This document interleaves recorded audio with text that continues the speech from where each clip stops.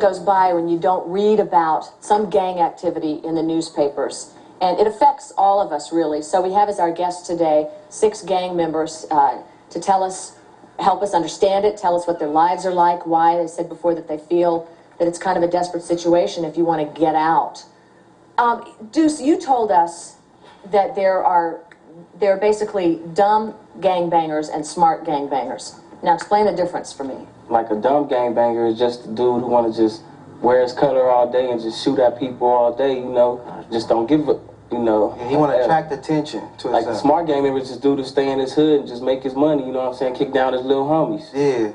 How does a smart gangbanger make his money? Hustling. Yeah. Hustling drugs? By any means. Whatever. Everything you gotta do. Yeah. Huh. A smart gangbanger is working. Yeah. That's what they say. Yeah. I used to.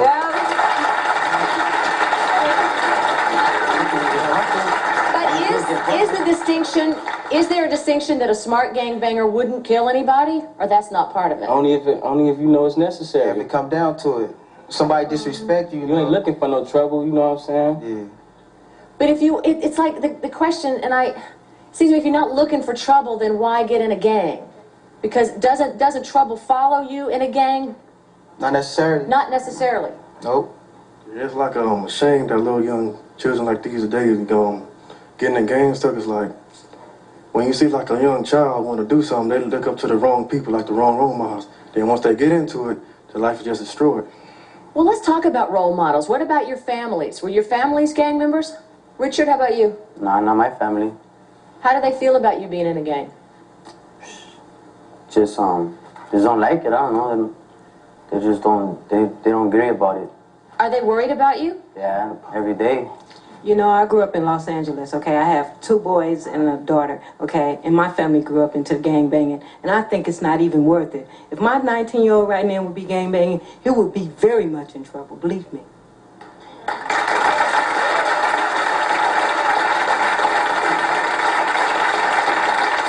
I just wanted to say that for those of you that have kids, they're going to look up to you. You know, what are you going to do if they follow in your footsteps? You know, how are you going to react if they start gangbanging when they get older? Are you going to let them? At the point in time, I don't have no kids. Well, Richard, what about you? Do you have a son or a daughter? A little boy. What if he wants to be like Dad? Should I take him to his neighborhood and jump him out? Why don't you move him out of it? Don't you feel like you'd be giving him a better chance if you make some choices now so that he'll have the choice to make on his own and not be forced to feel like he's got to get in the game?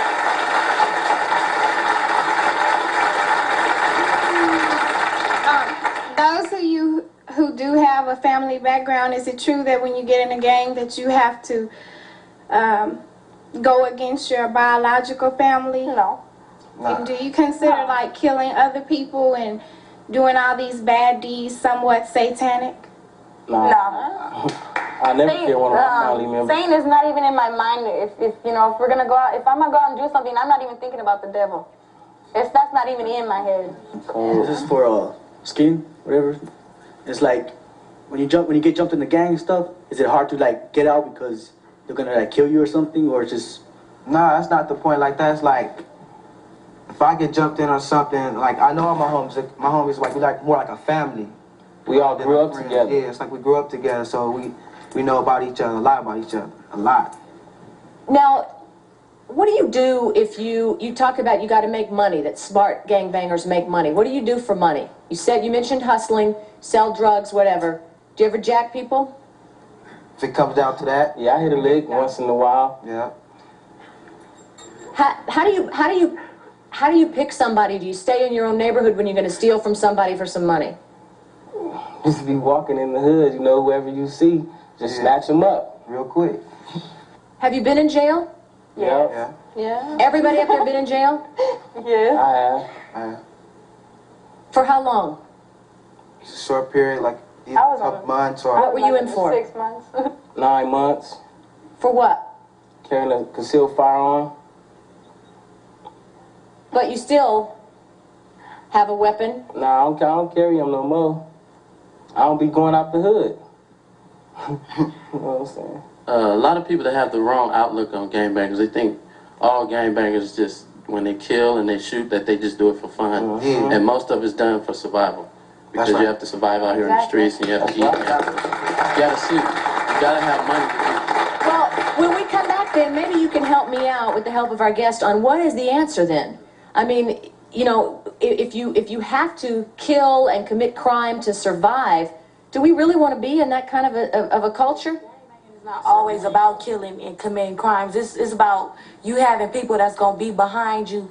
You know what I'm saying? No matter what. And it's like when people get jumped in a gang or whatever, yeah, they get jumped in, they suffer the consequences or whatever, but they gonna always be there for them. You know what I'm saying? When your family turn you down or whatever, you can always go to them and be like, hey homeboy, whoop-de-woo, I need you to slide me some ends right now, and they'll help you with it.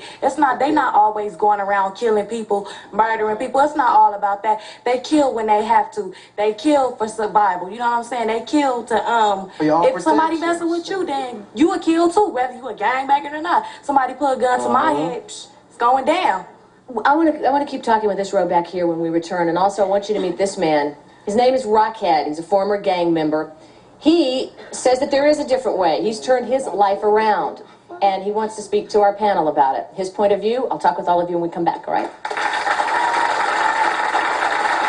I don't understand how you can sit there and you can call these people your family and everything, and then when you want to get out and you want to make a better life for yourself, they're going to come after you and kill you. That's only if you get dumped out.